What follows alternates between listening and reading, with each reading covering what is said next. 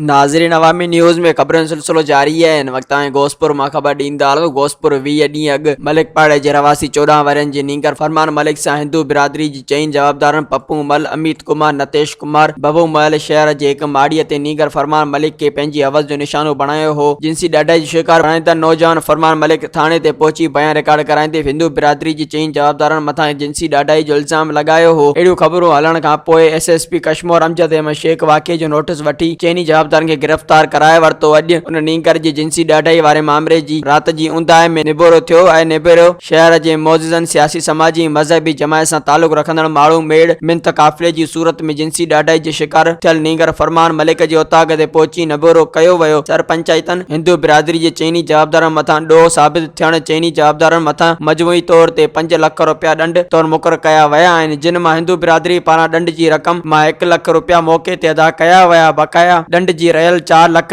रकम फरियाद ते दाखिल केस मां हथ खण बाद कया वेंदा। मज़ीद खबरों और तफसीलात के लिए विजिट करें हमारी वेबसाइट www.awamiNewsHD.com।